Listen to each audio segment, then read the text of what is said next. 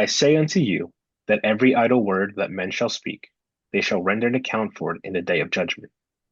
For by thy words thou shalt be justified, and by thy words thou shalt be condemned.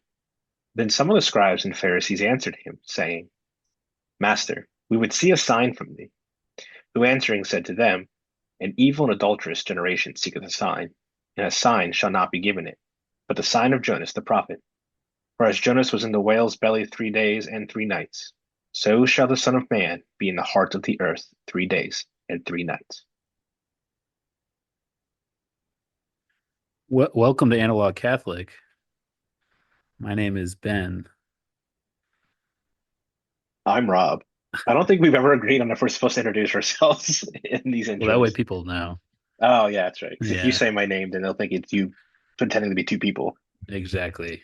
Yeah. Yeah, I think that was the theory going around was that it was just one person Yeah. and they were pretending to be two different people. We are like number one in the schizophrenia podcast. Um, Exactly. Yeah, and we just yeah, blew it. Or did we just get that much deeper into it? That's the maybe question. Yeah. we really learned how to do two voices now. That's the Yep. What's our topic for today, Ben? Today we will be talking about holy leisure. Nice. You want? What is it? Oh, great. Holy leisure. This is a term that I never heard until a focused missionary said it in front of me. Every time I hear holy leisure, I get triggered in a good way of like, oh, this is a focused term, and so therefore it's one of those things. If you know what I mean, you know what I mean. But it's a really good thought. It's a really good, not thought, a good habit. I guess, yeah, holy leisure is a habit. It's a habit you build where you spend your idle free time doing something restful and uplifting to the soul. So that is a definition, as a working definition for holy leisure. I'm sure there's someone, one of our millions of fans that listen to this podcast, who will disagree with that definition. If you do, please comment or send us an email. We would love the interaction. It really boosts our numbers when you interact. So hearing that description, Ben, what are your thoughts on holy leisure? Do you believe that you participate in holy leisure? I think sometimes. Yeah, I think it can be tough. Because like there are things that I would say, maybe not I would say directly, but Yeah. I guess there are things that I would often find myself feeling guilty, like types of leisure I'd feel guilty Hmm. for versus types of leisure I feel like are generally productive. Um, and sometimes I think of that as like this is like holy leisure versus just like not holy leisure. Yeah. Um, and I think it's easy to like list things that are not holy leisure. But I also think there's some ways which like I can feel guilty for resting. So I think it'd be a tough kind of line to draw. Mhm. Um, yeah, what about you? What would you say you feel like you do this well? If so, like what are examples of doing it well or Yeah. doing it? I don't. I don't do it well. I think I've been doing better. I've been doing better the past probably month. We're still in the first week of Lent right now. We're recording this a week out from a week and a day from Ash Wednesday. Um, but I was sort of prepping myself. I actually dipped into. I am about to go off the rails immediately, but I'll try not to. I the old way of prepping for Lent was there were 3 Sundays ahead of time. Um, like that were designed to sort of say, hey guys, Lent's coming, prepare yourself now. So I was sort of leaning into that old style of thinking and was like day by day, week by week, dropping a lot of um, things on my like apps on my phones, um, games on the computer. I wasn't doing a ton of that, but I cut out even the little that I was doing.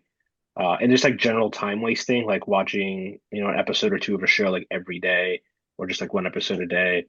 Um, in preparation for Lent. And so by doing that, and now in Lent, where I've dropped even more stuff, I have found myself filling my free time with way more reading, um, more writing. Even though I haven't posted a blog post in like 2 months, I promise you the writing is happening. It just hasn't been published yet. Um, And then just like other things, like I took up, or I'm taking up, I haven't actually started yet. I'm taking up sketch drawing. It's something I've always wanted to do. I did a little bit of it like a year and a half ago, and I was like, hey, this isn't too bad. But I want to be a little bit more serious with it. Um, like that kind of stuff. So just holy leisure in my life has looked like more reading, more writing, and now adding this sketch hobby to see if that's something that's, good that I can do something with. Um, yeah. So I think I've always wasted my time and like wasted my leisure time with electronic noise, whether that's scrolling through social media or watching YouTube or watching shows or playing video games. Um, and so it's been a concerted effort to dump all of that and take up these more like low tech analog hobbies. Um, yeah, that's that's how I've approached it personally. Um, do you partake in any of those types of hobbies, or do you have any other thoughts? Because I have thoughts of like what are some other hobbies that could fit this, and what are some things that people might treat as leisure that aren't really resting them. Excuse me, that aren't really Yeah. filling up their souls. Yeah. Yeah, so I would say like yeah, I do a lot of reading. It feels like more and more reading. I'd like track the books I read. Yeah. And I can tell you on average I'm reading more books than I have like ever. So I am Nice. reading like I think that's sort of and I think that's an example of something that I think I consider leisure, but I consider it productive. Hmm. I don't know if that makes it always like wholly leisure, but like I do think it is because I think what differentiates like reading versus watching television, which I don't think is necessarily always bad leisure, like watching television. Right. But reading, like you're engaging your brain more. So it's like a little bit more active. So I think of like ways that I entertain myself or ways that I like relax that are active. And I think reading's a big one of them. Hmm. Um, Same with writing. Like that's something newer for me, like within the past year that I've picked up. Hmm. Um, and then yeah, like yeah, it's the stuff that like makes you think. I feel like my bride and I will play cribbage a lot. Like I feel like that's a good like holy leisure thing. Yeah. It would like we're thinking, we're using our brains more. Um, I know that you have a greater history with video games than I do, so maybe you could speak to it more. Um, but like I don't know. I don't see any of the video games I've played in my life as holy leisure. Um, Yeah. I don't think of them like that. Though Yeah. I do understand like if we're using the kind of framework of like what is like kind of active leisure that's making you think and sort of participate with the entertainment. Um like I think a lot of video games could fall under that, though you're staring at a screen, which I don't know, like in some ways is different than looking at a book, but in other ways it's not. Um but again, I don't have like a large history with video games, so Yeah. I don't know if I could speak to that as ever being productive or active in my brain. I just think like for my own personal use, especially when I was younger, there was just it wasn't productive. It wasn't producing anything other than just stimulating pleasure. Oh, this is fun. I'm accomplishing something. This is enjoyable. Honestly, a lot of video games for me eventually just became a way to socialize with a certain group of friends of mine because it was just, oh, let's hop on and just like talk to each other while we're playing video games. But the motivation was honestly just to kind of like hang out with each other in a virtual situation. Um, but yeah, it doesn't really produce anything in and of itself. Numbers go up on a screen, you unlock achievements depending on what console you're playing on. So there's a lot of like progressive things in there that make you sort of think like, oh, things are going forward, like I'm accomplishing something. And that's there to kind of hook you in as well, because obviously you want to complete something, you want to finish something, you want to have a sense of achievement. I think that's like one of the biggest draws for video games, or at least the biggest like ways to keep people hooked.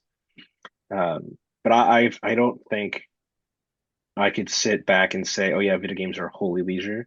I don't think every second of your life has to be dedicated to like work or wholly leisure. Like you have one of the other choices. I think you could do things that don't necessarily fall into one of those categories. I don't think it's wrong if you play a video game. I don't think it's wrong if you watch a movie or a TV show inherently. But I think it's just a matter of prudential use of your time and then moderating the things that aren't holy, inherently holy. I mean, moderation's a thing for everything, right? Because you can't just read all the time. You have to work and you have to emotionally and physically care for your spouse and all that kind of good stuff. And like be present to people. Uh, but in those particular things, like video games and movies and television, it's like you have to be a little bit more conscious to say, okay, I've done an hour of it today. That's it. That's it. No more. So that's my thought on it. Yeah, Uh, I think I agree with that. I don't know if I have like firm reasons for agreeing with that. mm, Beyond just like, I feel like, yeah, like I'm forming my brain when I read books, and hopefully in yeah. like a productive way. And it's still like in a relaxing way, but when I'm watching a movie, not necessarily doing that, though I do think there are ways that that could happen hmm um, with like good film. Yeah. So there's a book. I haven't read it. I own it and I haven't read it, as is the case for most of my books. And I should have read it prior to doing this episode, honestly. It's not a long book. It's only like 130 pages. So maybe I'll just read this as my next book. The book I'm currently reading, I'm reading two books. One of the ones I'm reading is Cities of the Plain by Cormac McCarthy. It's the final book in the Border trilogy. Um, anyway, that's a side note. But this book is called Leisure, The Basis of Culture by Joseph Pieper. And he's wrote a bunch of books. Another really big one of his is The Four Cardinal Virtues. I'm only name dropping that one because I think that's his most popular. But he also wrote this book called Leisure, The Basis of Culture.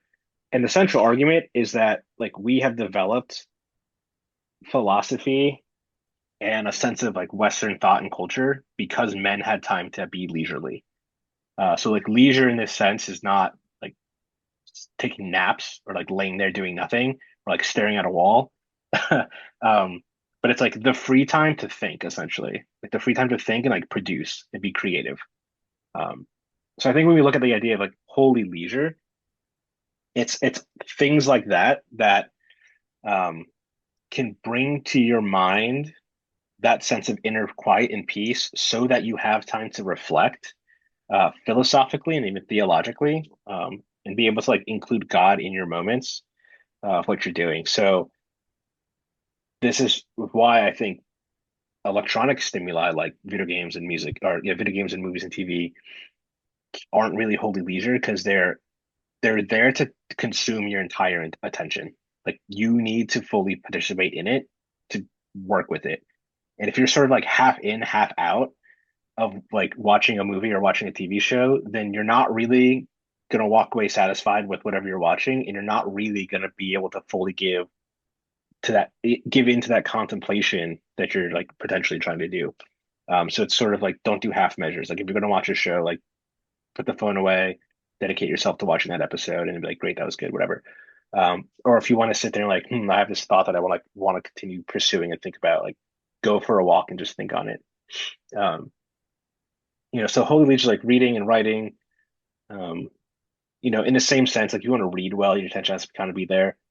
But ideally, things you read are stimulating you to like think deeper on certain topics or like think more honestly on things. And I think that's what you're kind of getting at, where sometimes like a really well done movie can also produce that result. Um, and I think there's a few video games out there that can also produce that result, but they take a ton of your attention, a ton of time to commit to this. So that's a different topic. Um, so when I think of leisure, I think if it's like this restfulness, not necessarily not doing something, but a restfulness, like an interior restfulness where you're sort of brought back um, into yourself and like where you can contemplate God more deeply, but also reflect on the created world and reflect on theological and philosophical truths.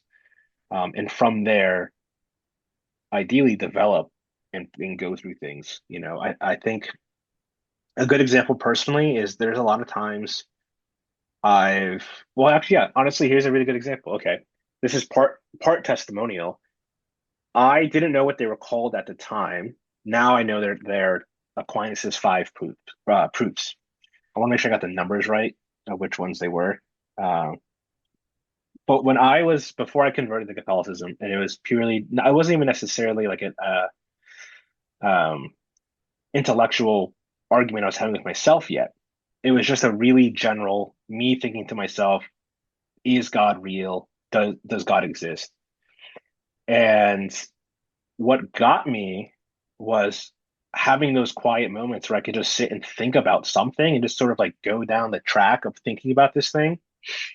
And um, I kind of came to the conclusion of his first proof, the argument from the first mover, his third proof, the argument from contingency, and his fifth proof, the argument from the final cause or ends, which is like the teleological argument. I came to those on my own. I absolutely could not elucidate the way Aquinas could on those subjects. It was just like very rudimentary thoughts. But I was like, hey, when I think about certain things or I witness things in nature or in life and I contemplate them more deeply, I get to these thoughts. And I think this makes sense. If this is who God is, or if this is what God could do, this makes sense to me. Um, so like sort of like the first one is so the first argument is the unmoved mover, right? So everything's being moved by something, but something had to start the first movement, but couldn't itself have been moved. That well, I wouldn't go deeper into that, and I probably didn't elaborate as well as I could have. But I came to that thought, and I was like, it can't just be this continual, perpetual cycle of things. Like, when did it start? There couldn't have constantly been motion, um, right? Because things don't just move on their own; they have to be acted upon. We just see this in the observable reality. We see this in physics. It's very clearly displayed in physics, right? That things don't move without being acted upon by some other force. So you just take that, you go into the metaphysics, and you just realize, okay, like the existence had to have come from potentiality to actuality. How did that happen? What acted upon existence to set it in motion? So stuff like that. That just, you know what I mean? Like that comes, at least for me, it came just by like observing reality and thinking with the knowledge that I had. Like I was, I took college level physics courses and stuff like that. I don't think anyone, you don't think you have to do that to be able to have these thoughts on your own. But it was just like connecting dots and like moving things around, which also is why I think you absolutely can hold to a very rational scientific mind and also hold to a very faith-filled life. Like I don't see competition between the two at all. For me, it was having a love of science that helped me form my mind in a way where I could understand God better. Um, yes. So long story short, I think that's the fruit of holy leisure, and that we can attain that if we're spending our downtime wisely and fruitfully, and like we've already established, like I do like video games. I don't do them as much as I used to for sure, not even close. So I'm not saying like you can never do something like that. You can never like enjoy something if it's not making you contemplate the existence of God. Um, but we have to be really careful about all the noise in our life coming at us from every direction, especially our phone, that takes us out of ourselves and throws us into whatever they want us to be thrown into, and honestly keeps us away from God. Not necessarily inherently, it's like there's some shadow cabal conspiracy group that's trying to like, oh, we're gonna get all the hearts and minds of all the young kids so they don't think about God. Maybe a couple, maybe there's a couple Silicon Valley people thinking like that. And maybe it's a matter of that hideous strength from C.S. Lewis. Spoiler alert, 'cause I know you haven't read it yet, Ben. Where it's people acting on behalf of the devil without realizing it.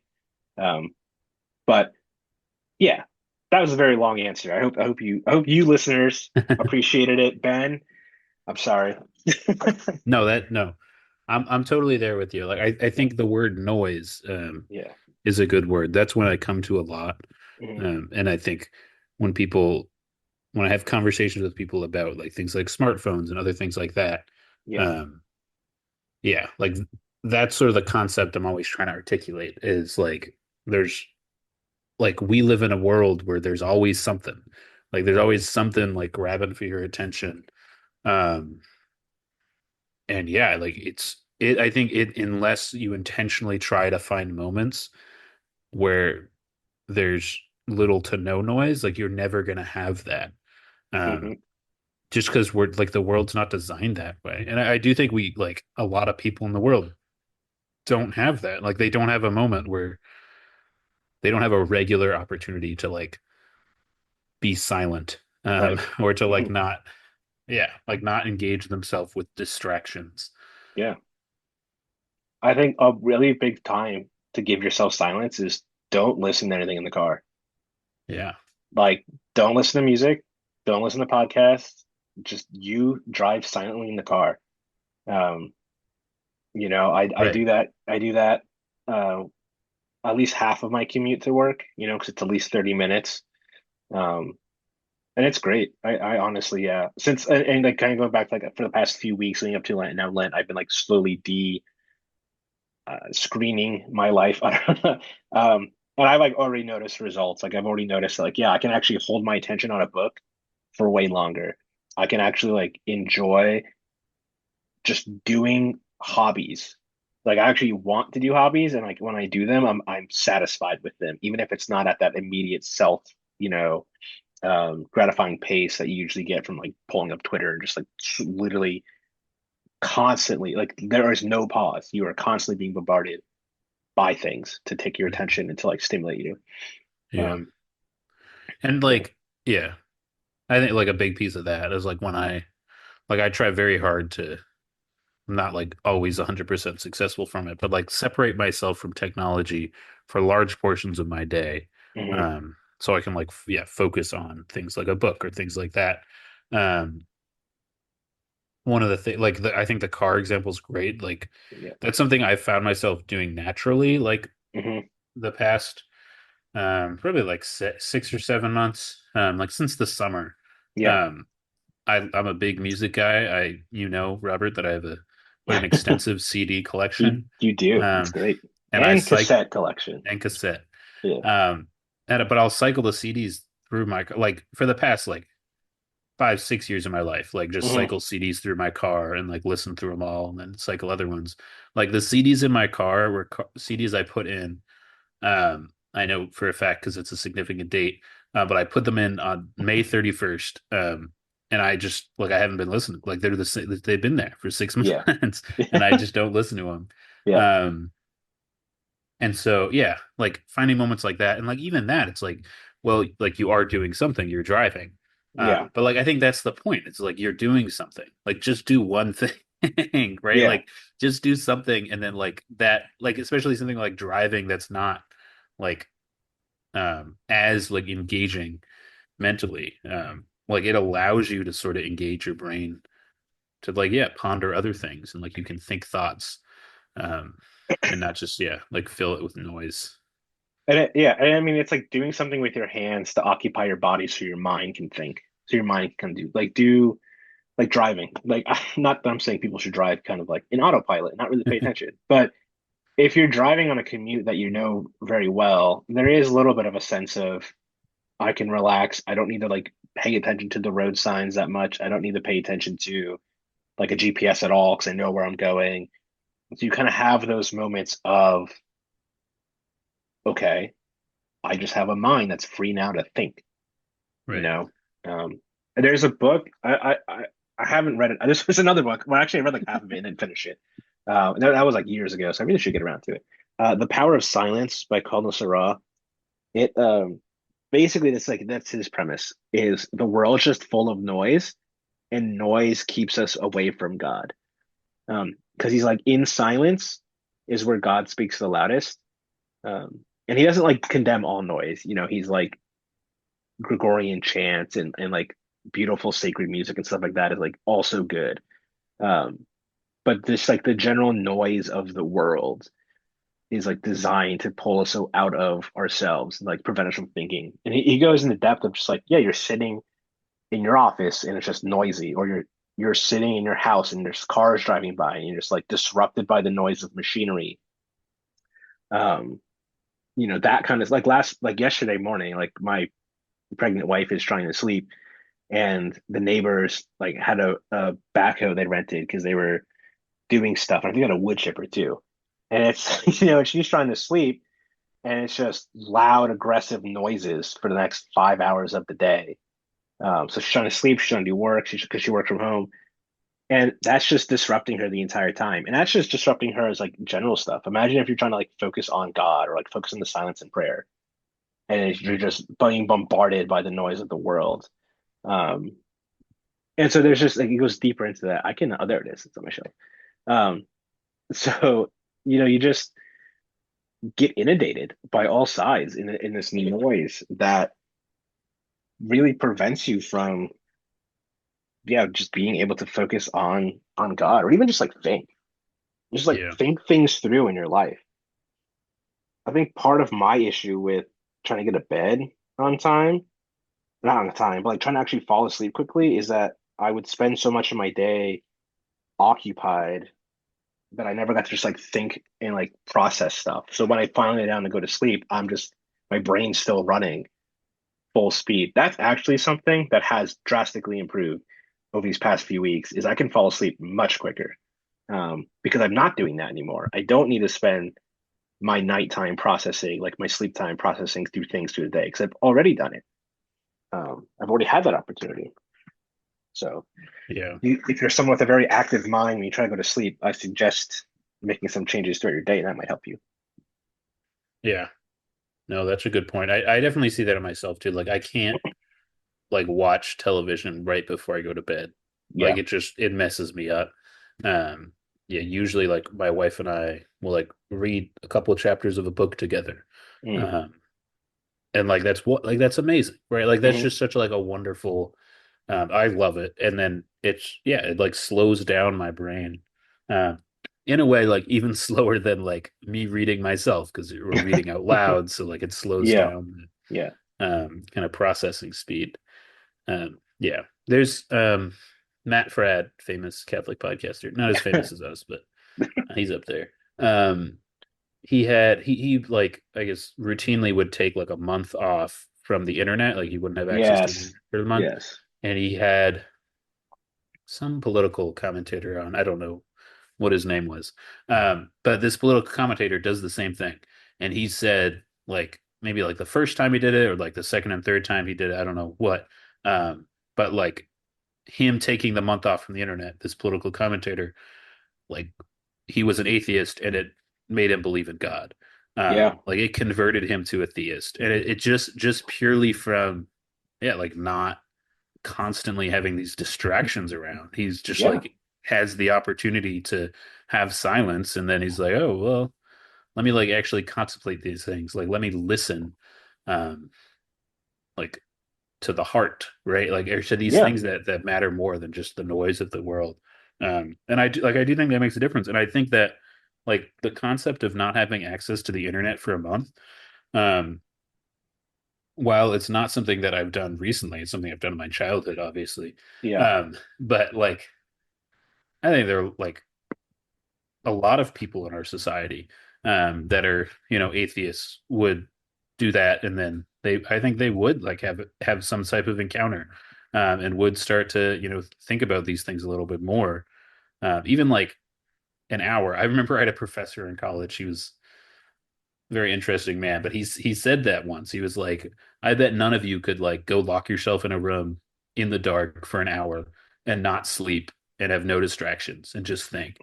Um, and I was like, yeah, like I think I could do that, like not to be Yeah. prideful. Yeah. But I think it's because like I've kind of built a lifestyle that um makes me more open to that type of thing. But I do think like, yeah, we have a lot of people that yeah, just like the phone in your pocket always, like you're on the toilet, so you pull your phone out. Like that's crazy. Like that's like like that just feels so strange to me. Like that's become the instinct of our society. Um, but yeah, it's just where we are. There was a moment I had, and maybe I said this in the podcast before, but a few months ago when I was standing in line at a store and like I was looking around because I don't like stare at my phone usually in public. I try not to, Mm. and like everybody was staring at their phone, and then I like made eye contact with some like kid who's like the only other person who didn't have a phone, was like a little kid that was like standing with his dad who was on his phone. Yeah. Um, And like he looked at me like I was weird because I made eye contact with him, which maybe it was weird, but but it shouldn't be weird to talk to people in public. No, you're But all also good. it's like he was like this person's the odd one out. Like this kid was probably used to Yeah, just seeing everybody on their phone. I was like, this guy's not behaving in the way that everybody else does. But yeah, it's just that's how we are as a society. And so like that's sort of my like attack on smartphones in general is like put it down and like live in the present, but right. also um even like yeah, like if you need to be on your smartphone at times, like that's understandable to operate in the world. But yeah, like being intentional about crafting time when it's not able to distract you. Yeah, Yeah, I think it makes a huge difference. yeah. No, it's so important. And I think I want to add this in here before we wrap up for today. I was struggling a lot with like being able to pay attention or focus in prayer, um, especially like adoration. Like if it was like, oh, we're doing a holy hour, I'd be like, I'm gonna die after 15 minutes of this. Because I'm gonna be too fidgety, too like I need to be doing something. I had adoration, I had holy hour. I've gone a handful of times now these past few weeks, and it's been so good. I've the time has blown by, and I've felt no fidget, no sense of okay, what's next, no sense of like I'm just fidgeting and like what's going on. It's just like I'm actually able to be present. Maybe it's just God giving me some consolation because I'm trying. Um, but I honestly think a part of it was just psychological. It was just I was distracted from screens and I mean I don't look at screens at all in adoration even when I was struggling, but just in general, like my mind was just wired and hyped up and it was just like things, gotta do things, gotta stimulate yourself. You can't just sit here and think, or you can't just sit here and pray. Um, but yeah, it's just gotten easier again to be able to do those. So um, I think that's another thing too. If you're struggling to fall asleep, and if you're struggling maybe to like kind of hunker down and focus in prayer, maybe you need to reevaluate, how much time we're giving the screens, and how much noise you're letting into your life. So Yeah. one of my other hobbies, I have to name drop, I have to drop this. One of my other hobbies I just took up recently was getting into Linux operating system. So this is That's our that's first on a podcast. screen. Yeah, the first podcast recorded on me using Linux. I'll be 100% honest, I love it. I had to use I used my work laptop today for the first time since I transitioned to Linux, and it uses Windows 11, and I hated it. I was like, this is so clunky and slow, and it sucks. And the UI is terrible, and nothing's intuitive. Um, so yeah, everyone should switch to Linux. The You're so real cool, Robert. the real operating system for real heads. Two Nerds. hobbies that my wife had that I think are fun that I Yeah. have not picked up. She has crochet kits. Oh, They're called yeah, woobles. She yeah. like crochets little stuffed animals. That's when she does sometimes. But she also does crossword puzzles, Oh, which that's again fun. is like kind of engages the brain. Yeah, She has a book, she does that. She's yeah. very into crossword puzzles. That's cool. My wife and I did one the other night instead of because we collectively as a couple gave up watching our currently favorite television show during the week. So she's like, let's do Cross Puzzle instead. It was very enjoyable. Yeah, that is actually it's a fun thing. That is fun. All right, any other closing remarks? I don't think so. I was realizing we should have done like Genesis 2 for our Bible verse. That's That's okay. all right. We'll do it next week, and it just About won't make sense resting. to that public. Or That's not great. next That's a week, great idea. but like the next thought. Yeah, yeah. All right. All right. Well, this uh, thanks for joining us. This is Rob, And this has been, and and this is wait. Did we do this yeah, right? you got, yeah, Yeah. Okay. you Yeah. got And this has been. Analog Catholic. You almost said it. I know you were going to No, say I it. didn't. I didn't mess it up.